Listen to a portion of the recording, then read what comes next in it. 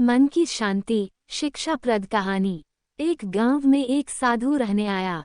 साधु ने कठोर तपस्या कर कई सिद्धियां हासिल की थी, इसलिए साधु जल्दी ही इस गांव में और आजू बाजू के गांव में प्रसिद्ध हो गया। इस गांव के पड़ोसी गांव में एक व्यापारी रहता था। व्यापारी धनवान बहुत था, इसलिए उसके पास किसी भौतिक वस्तु की कोई कमी नहीं थी। लेकिन हर आदमी कुछ ना कुछ कमी महसूस करता ही है। इस व्यापारी को भी मन से शांति नहीं थी। मन से शांति पाने के लिए व्यापारी कई तरह के नुस्खे आजमा चुका था, लेकिन किसी में भी उसे सफलता नहीं मिली थी। गांव के लोगों से साधु के बारे में काफी प्रशंसा सुनने के बाद व्यापारी ने तय किया कि वह इस साधु से जाकर मिलेगा और उनसे उसकी समस्या का समाधान मांगेगा। हो सकता है अपनी सिद्धियों के बल पर वो उसे मन में शांति लाने में मदद करें।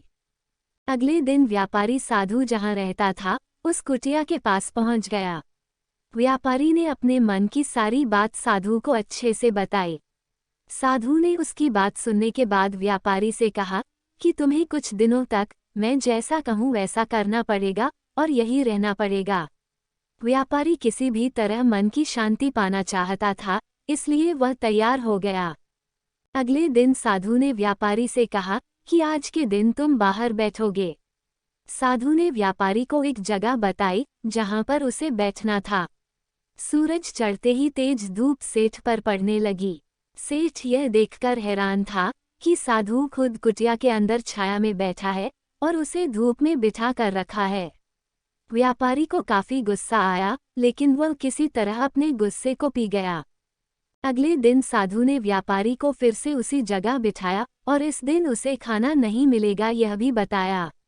व्यापारी को समझ में नहीं आ रहा था कि ऐसा वो क्यों कर रहे हैं।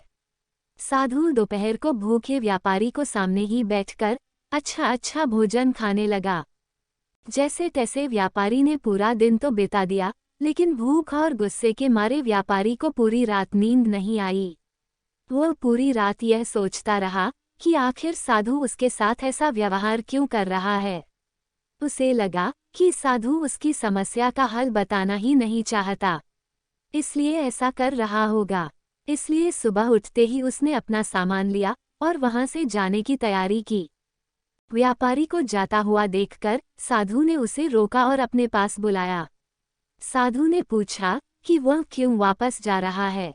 व्यापारी ने कहा कि वह जो पाने के लिए यहाँ आया था वह उसे मिला ही नहीं, इसलिए उसका वहां पर रहना व्यर्थ है।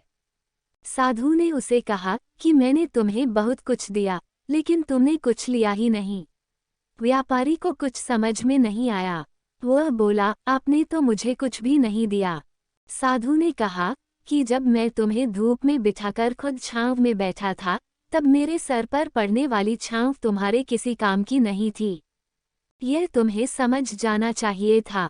तुम नहीं समझे, तब मैंने तुम्हें भूखा रखा और तुम्हारे सामने अच्छा भोजन खाया। तब भी तुम नहीं समझे कि मेरा खाना खाने से तुम्हारा पेट नहीं भरने वाला। यही बात को आगे बढ़ाते हुए मैं तुम्हें बताता हूँ कि मेरी सिद्धियों से तुम्हें मन की शांति नहीं मिलने वाली।